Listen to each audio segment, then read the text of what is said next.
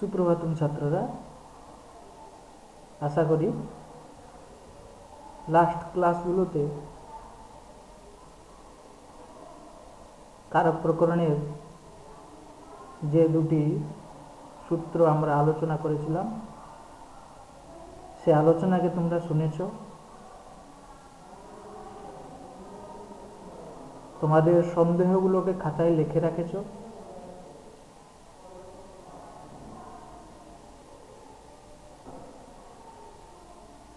এবং যদি তোমাদের কাছে বই থাকে তাহলে সেই সূত্রগুলোকে বইতেও তোমরা পড়েছ।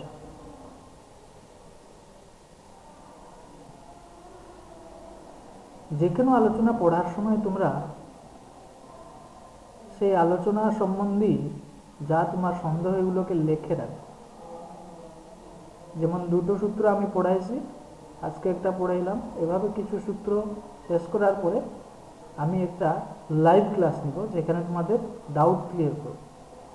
ঠিক আছে? তো আজকে কারক প্রকরণের অর্থাৎ কর্মকারকের আরেকটি সূত্র। গত ক্লাসে আমরা কর্মকারকের একটি সূত্র পড়েছিলাম, কি? কর্তুহু ঈপ্সিততম কর্ম, অর্থাৎ কর্তা তার ক্রিয়ার দ্বারা যাকে সবচেয়ে বেশি ইচ্ছা করে সেইটাই হলো কর্ম। এই সূত্রটি আমরা আলোচনা করছিলাম। আজকে আমরা আলোচনা করব আরেকটি সূত্র। স্ক্রিনে তোমরা দেখতে পাচ্ছ কি লেখা আছে? তথাযুক্তম চানিপ্সিতম। তথাযুক্তম চানিপ্সিতম। এই সূত্রকে বোঝাতে গিয়ে ভাষ্যকার কি বলেছেন, যে সংস্কৃতের লাইনগুলো দেখা যাচ্ছে, দেখো। ঈপ্সিততমবৎ ক্রিয়য়া যুক্তম অনিপ্সিতম অপি কারকম কর্মসঙ্গম সাত। তাহলে তথাযুক্তম চানিপ্সিতম সূত্রকে বুঝাইতে গিয়ে ভাষ্যকার কি বলছেন? ঈপ্সিততমবৎ। বৎ মানে কি? বৎ শব্দের অর্থ কি? মতো। কার মতো?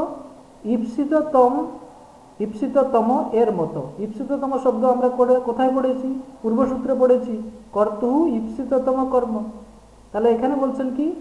ঈপ্সিততমবৎ, অর্থাৎ ঈপ্সিততম এর মতো।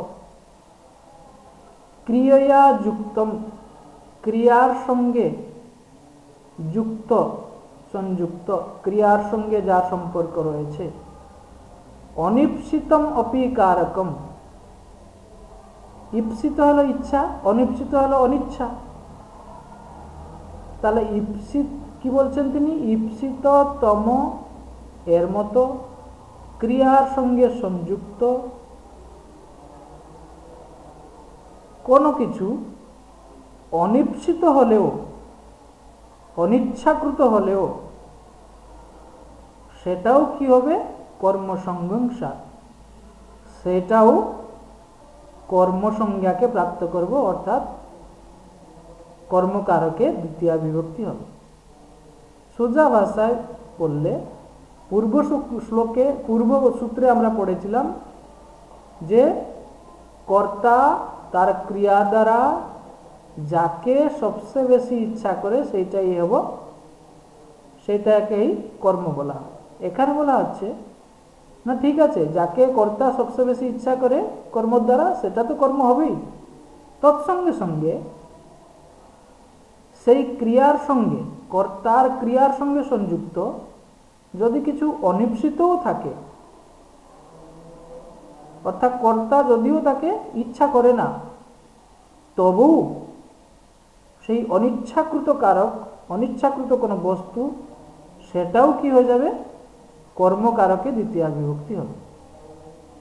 উদাহরণ দেখি। উদাহরণ কি বলছে? গ্রামং গচ্ছন তৃণং স্পৃশতি। বাংলা মিনিং কি? গ্রামং গচ্ছন, গ্রাম যাওয়ার সময়, তৃণং অর্থাৎ ঘাসকে, স্পৃশতি স্পর্শ করছে। এই উদাহরণটাকে আমরা বিশ্লেষণ করি। কর্তাকে না, কর্তাকে এখানে কেউ উল্লেখ নাই। সাপোজ কেউ একজন বালক গ্রামং গচ্ছন, গ্রাম যাওয়ার সময় ঘাসকে স্পর্শ করছে। তাহলে কর্তা কি ক্রিয়া করছে? ক্রিয়াটা কি আছে না যাচ্ছে, ক্রিয়াটা কি আছে? যাচ্ছে। তাহলে কর্তা যাওয়ার উপক্রিয়ার দ্বারা কাকে সবচেয়ে বেশি ইচ্ছা করছে? গ্রামকে ইচ্ছা করছে। অতএব গ্রাম কর্তু ঈপ্সিততম কর্মসূত্রে দ্বিতীয় বিভক্তি হয়ে যাব।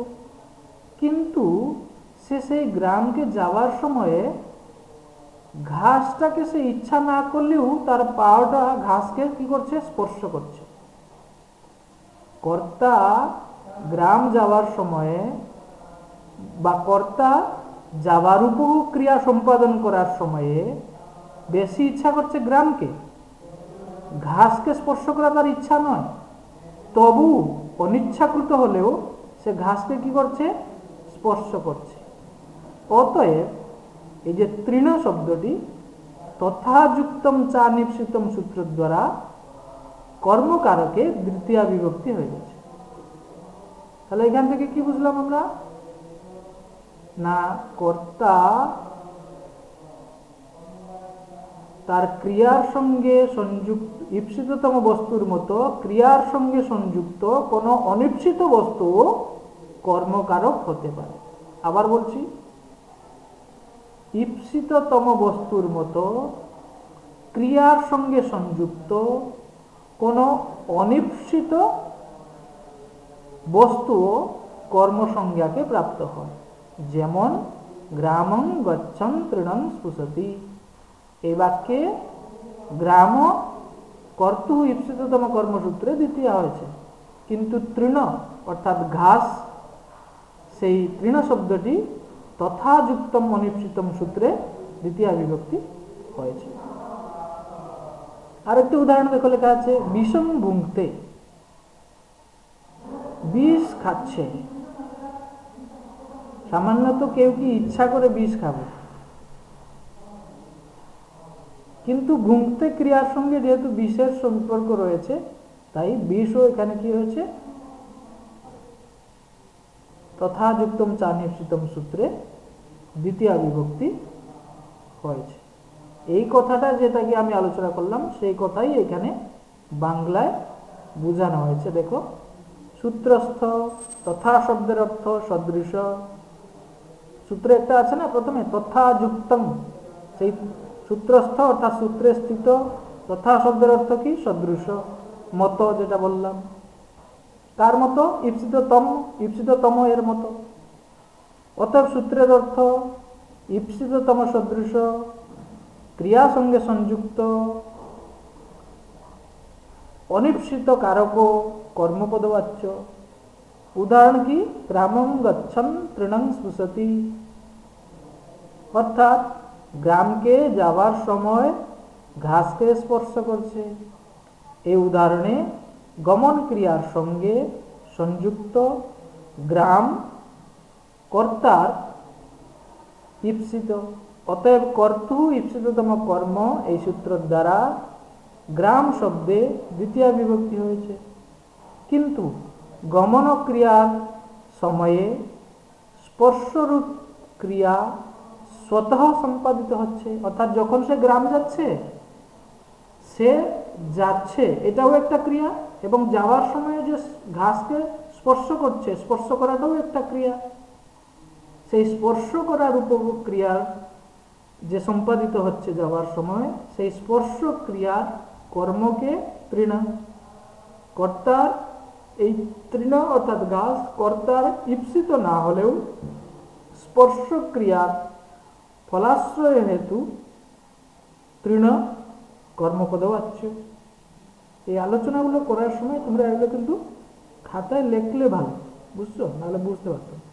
এখন দ্বিতীয় একটি উদাহরণ ছিল কি? দেখো, বিষম ভুঙ্কতে, বিষ খাচ্ছে। এ বাক্যে কর্তার অনিচ্ছা থাকলেও শত্রু দ্বারা কর্তাকে বিষভক্ষণ করা হয়েছে, কিন্তু ভক্ষণ কার্যে মুখচালনাদি ব্যাপার দ্বারা ক্লেশে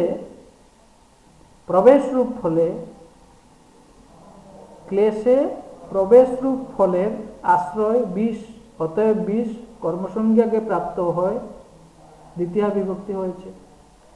তো এভাবে আমরা দেখলাম আজকে একটাই ছোট্ট সূত্রটি ছিল কি, তথা যুক্তম চানিপসিতম, অর্থাৎ ঈপ্সিততম এর মতো ক্রিয়ার সঙ্গে সংযুক্ত কোনো অনুপসিত বস্তুও কর্মবাচ্য হবে। উদাহরণ গ্রামম গচ্ছন তৃণম স্পৃশতি বিষম ভুঙ্ক্তে ইত্যাদি। আশা করি এই আলোচনাটি তথা যুক্তম চানিপসিতম এই সূত্রকে বোঝার জন্য সহায়ক হবে। আমি আর বেশি সূত্র পড়াচ্ছি না, অলরেডি প্রথম দুটি সূত্র, প্রথম সূত্রটি একটু ক্রিটিক্যাল, দ্বিতীয় সূত্রটি একটু সরল, তৃতীয় সূত্রটি পুরো আজকে ছোট্ট আছে এবং সরলও আছে, আশা করি বুঝতে পারবো। এই বোঝার আলোচনাটি শোনার সঙ্গে সঙ্গে খাতা কলম নিয়ে লিখে রাখবো, তোমার সন্দেহ লিখে রাখবো।